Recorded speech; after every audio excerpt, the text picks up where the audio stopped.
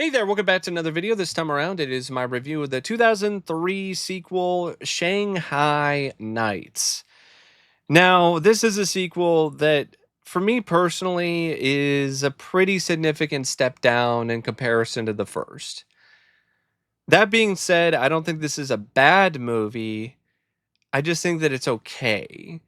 Really, this is one of those films that for me is a time waster for the action, for Jackie Chan and Owen Wilson, and that's really about it. Because there's so much else about this that I thought was really lame or disappointing. And I think one of the major things about this, one of the main things about Shanghai Nights that is a letdown is the direction. It's directed by David Dobkin. And David Dobkin, prior to this, did Clay Pigeons, which is okay. And apparently, he was handpicked by Jackie Chan to direct this movie. I have no idea why, because he had never directed anything when it comes to an action film. And to be fair, Tom Day didn't have a ton of experience either prior to directing the first film. But Tom Day did such a great job directing the first film to me. He should have just been asked to come back. He seemed to have a good rapport, a good connection with the cast, and definitely knew how to direct this kind of film properly. David Dobkin, on the other hand, I don't really think was necessarily the right guy because Tom Day already did the first film and did a great job with it. So you already know that he can do action, and you already know he can handle the comedy, and you already know that he can find the right tone. And David Dobkin, he directed like a dark comedy previously in Clay Pigeons.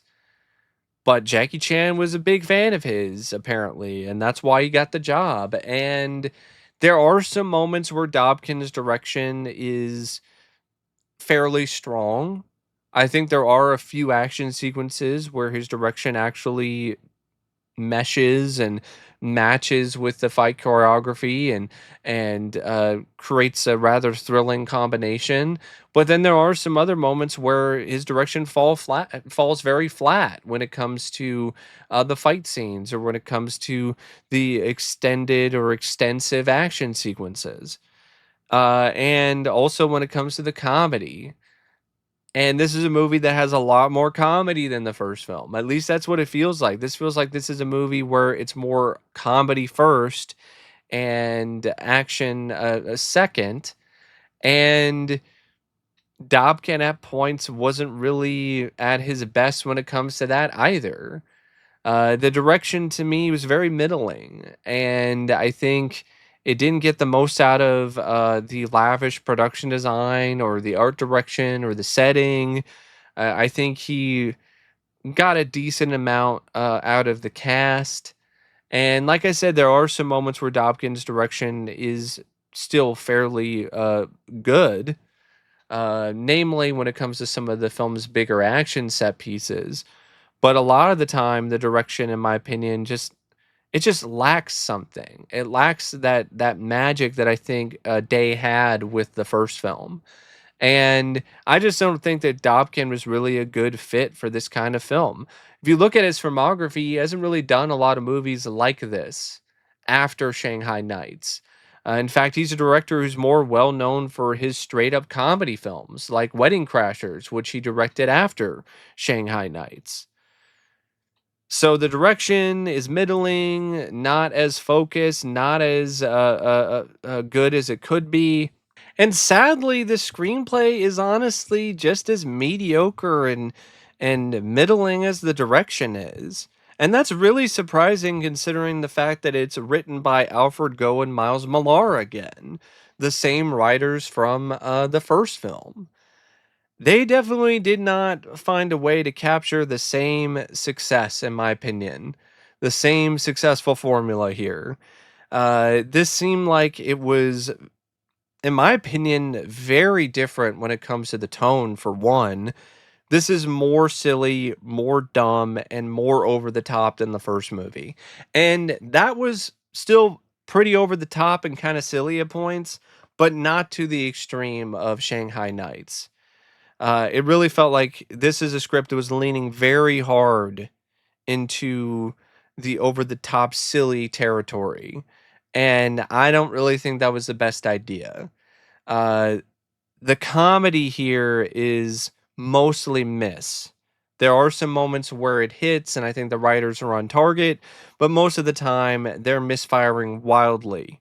And it's at points kind of cringe inducing to watch, actually, when it comes to some of the painful attempts at comedy.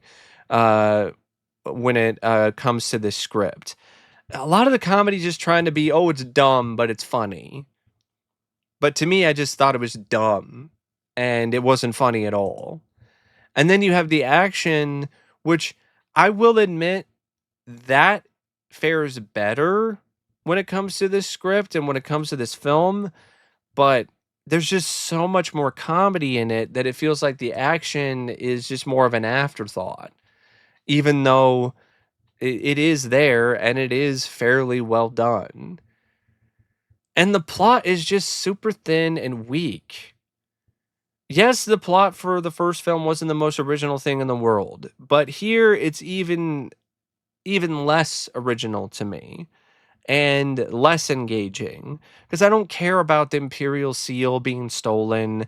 I don't give a shit about Lord Rathbone and his plan to become King of England. And it doesn't help either that the way that Rathbone is written as a character, you don't buy him as this intimidating presence. You don't buy him as a big deal.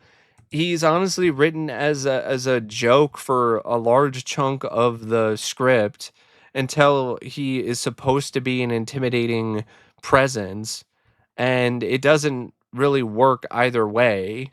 Like, okay, he's supposed to be this joke of a villain who's supposed to be laughably inept or somebody who's like the butt of jokes, but it's not done in a way that's really that funny or clever.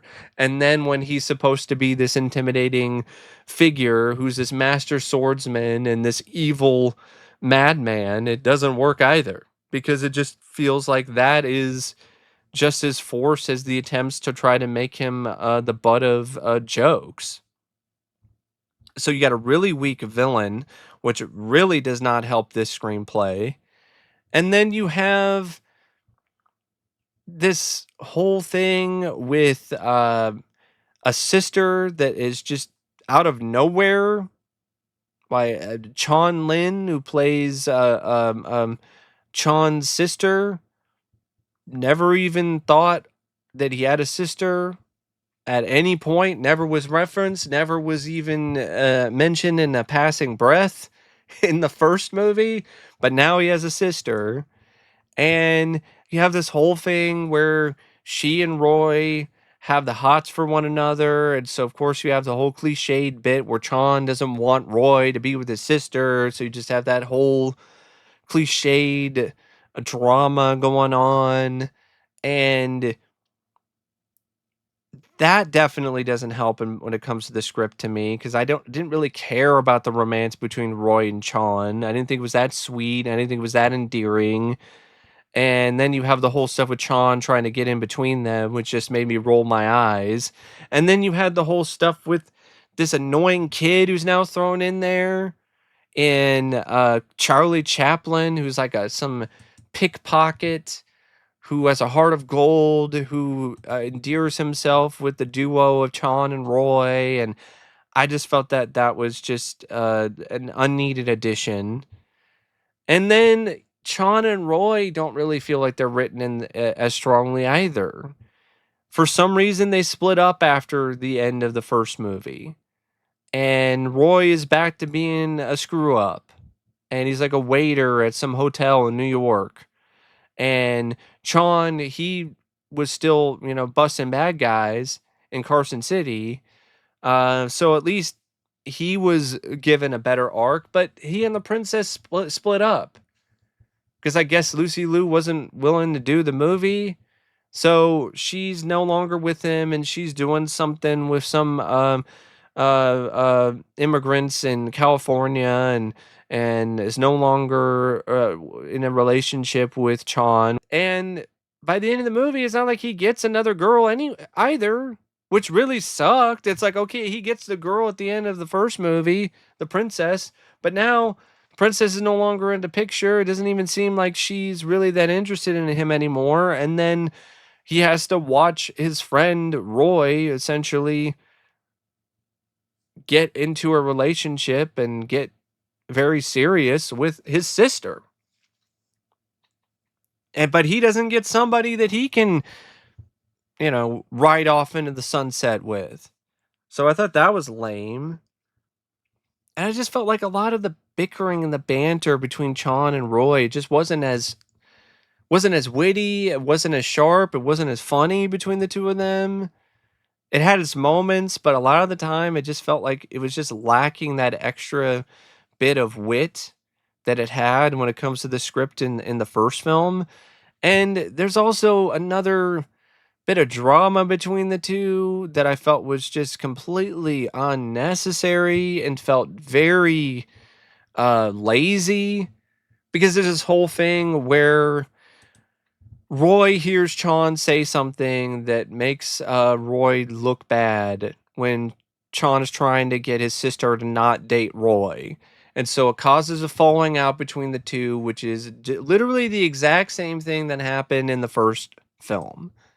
When Wang heard Roy say something about him to this hooker, and it made Wang not trust Roy anymore and not want to be Roy's friend anymore, and they just recycled and did the same thing. That is a sign of a very lazy, uninspired script when you were recycling plot elements from the previous movie. So that was not a good thing. That wasn't really an instance where the script, in my opinion, was doing its best. And then you just have all these random cameos. You got the guy who's the inspector, who is Arthur Conan Doyle, who will go on to write the Sherlock Holmes novels. You've got Charlie Chaplin. You've got Jack the Ripper, who's there and randomly gets his butt kicked by Chon Lin. And just all of these just references to different pop culture characters. And then you have a character like Wu Chao, played by Donnie Yen, that is just massively underutilized and really feels like the character should have been a bigger part of the plot and the story. But instead, we gotta establish the comic relief and Arthur Doyle, and we gotta have Charlie Chaplin, the pickpocket, and we gotta have Lord Nelson Rathbone and his emo punk hairdo. And I just did not find the plot to be anywhere near as compelling as the plot in the first movie. I didn't find the dynamic between uh, um, Wang and Roy to be as fun, to be honest, as their dynamic was in the first. And I also didn't necessarily hate the addition of Chon Lin, but I didn't feel she added that much. So you got a weak villain, you got a weak plot, you got a script that is more comedy focused than anything else, and most of the comedy isn't funny. This was really, in my opinion, a film that reminded me of another lame, lazy, uninspired sequel from the 2000s in The Legend of Zorro. Like there were so many elements of this where I'm like, well, that reminds me of what they did in the Legend of Zorro. So I guess this is the precursor to that.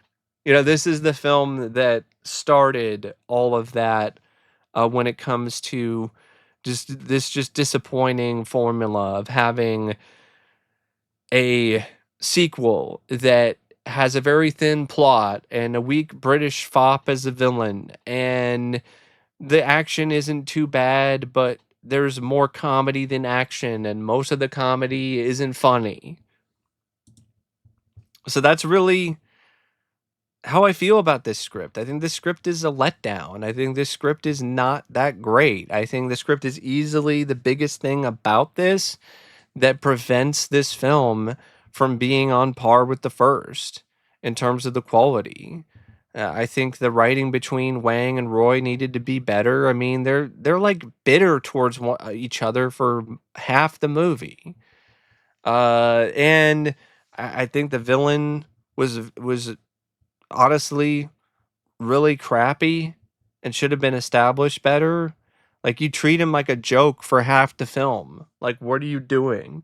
And then you have a villain in Wu Chao who, in my opinion, should have had more to do, and in reality should have been the main villain to begin with. He had more of a connection directly to Wang. He's the one whose blade wound up killing Wang's father anyway. So why does Rathbone have to be the one to do all of this? Wu Chao should have been the main villain, and then Rathbone should have been the side villain. That alone would have helped this script and would have helped this story considerably, if you ask me. And just cut out the kid. We don't need Charlie Chaplin. You already have Chon Lin as a new character. Just cut the kid out. The kid isn't necessary. You don't need an annoying kid. That's not something that needs to be added to the film. It feels like, since it's a Touchstone movie, it felt like there was a lot of stuff behind the scenes with this script and the story where Disney was like, make this more family friendly. That's really what it felt like. It felt like, make it more family friendly. But the first film was still pretty family friendly, but make it even more so. Have a kid, have the sister, do all this other stuff. It just felt like what little bit of an edge that was in the first movie was just completely removed with Shanghai Knights and this overall script. Because there's just so much more cartoonish stuff. There's so much more slapstick than the first. And there's just, the tone is just considerably different. And it's a letdown to me. This script is a letdown, considering the fact that it's the same writers of the first movie. The cast, though, I mean, they're still doing some decent work. I mean, Jackie Chan and Owen Wilson still have chemistry. They're still a fun duo and a pair to watch when they stop their whole a bitter feud with one another and their whole bitterness that they start the film out with. But once you get past that, there's still some fun to be had with those two. Donnie Yen, he's really good in this, but he's in it for like 5 minutes. So it feels like it's just an absolute waste of his talents. The fight that he has with Jackie Chan is easily the best fight in the entire movie. And it feels like that should be the final fight. And it's not. Instead, it's like a fight before the final fight. On top of wasting Donnie Yen and having him pretty much just be in a glorified cameo role in this, you have an inferior actor who is thrust into the spotlight as your villain, and Aidan Gillen. This guy is garbage. He is rancid trash. He is awful. This guy is a wanker. Like, I really did not understand why the hell this guy got this role. Maybe he knew somebody. I don't know what it is.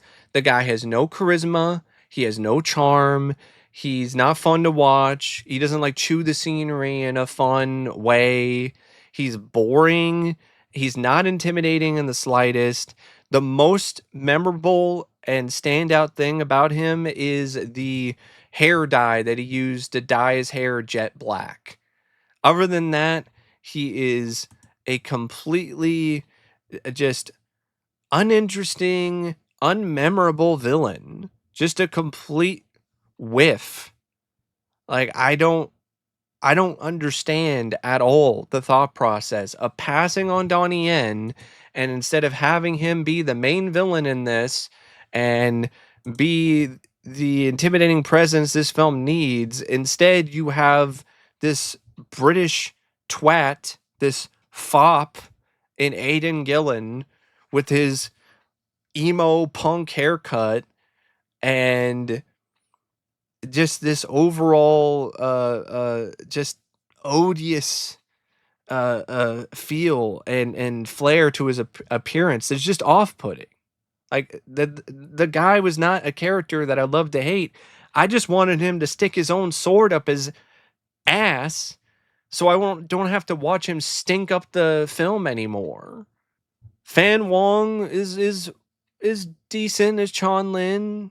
I she's definitely nice to look at. She's a gorgeous woman, and I felt that she and Owen did have some all right chemistry, but I still didn't really think it was that strong of a love story between the two. But I don't think she's the problem. I think it's more due to the writing. Tom Fisher is Arthur Doyle, the comic relief. I didn't think he was really that funny, and I don't think he had really a very good chemistry with Jackie and Owen. So I felt he was a pretty bad third wheel. Aaron Taylor Johnson as Charlie Chaplin. He's just an annoying little kid. I didn't really care for his performance either. And the rest of the cast, I mean, there wasn't much of anybody. Like they little roles here and there, but they don't have a ton to do. I mean, Jackie Chan and Owen Wilson are still fun to watch at points in this, but the rest of the cast is kind of weak. I mean, other than Donnie Yen. And then the cinematography by Adrian Biddle, like I don't know, like I didn't think that was as polished or as good as the cinematography in the first film, but it was still fine. The editing by Malcolm Campbell, I definitely didn't really care for that much. I felt the editing was a little too choppy, a little bit too off at points in this movie. You could tell that a lot of Jackie Chan's more elaborate fights were cut down and in a way that was not very good. Like it looked very hacky. It looked like it was a hack job. And then the music by Randy Edelman, like I felt that his score in the first film was fitting and it worked. The score here, it felt like it was out of place. Like it felt like it belonged in a different movie altogether. And then the original, well, not really original, but the licensed songs that they used for this weren't as good either to me as the songs that they used in the first film. And it's a longer movie than the first film, and it really doesn't have as quick of a pace as the first film did. The first film to me went by at a quick pace. This one it drags more because I'm not as engaged with the story. I don't like a lot of the side characters. The villain is awful. He sucks. And then you have the the whole thing with the way that the plot is structured, which makes it feel longer than it is. Like this is one of those films where like you get like to like an hour and 20 minutes in and you think that the movie is all already getting to a close, but you still have 30 minutes left. It's that kind of movie. So, yeah, I'm not really the biggest fan of this one, but as harsh as I have been on this movie, it's still a time waster for me because the action is well done. It's got some good fight choreography, and you can definitely tell that the budget is there. And I do think that there are some moments where the direction shines, and I think Jackie Chan and Owen Wilson are still a fun duo, but it's not as funny as I think the writers thought it was. And I definitely don't think the plot is as compelling as the first. And the action, when it is there, is fun to watch. And there is a decent amount of it. But the comedy, for the most part, falls flat. And you got a really weak, crappy villain. And it wastes Donnie Yen. So yeah, it's kind of a frustrating sequel to me, to be honest. I think it should have been so much better than it actually was. But that's just me. I know a lot of people really enjoy this one. Um, but I've never been one of those people. Even when I saw this when I was younger, I thought it was disappointing. And just okay. But anyway, that's just my thoughts on Shanghai Knights. And as always, thanks for watching, and I'll see you later. See ya.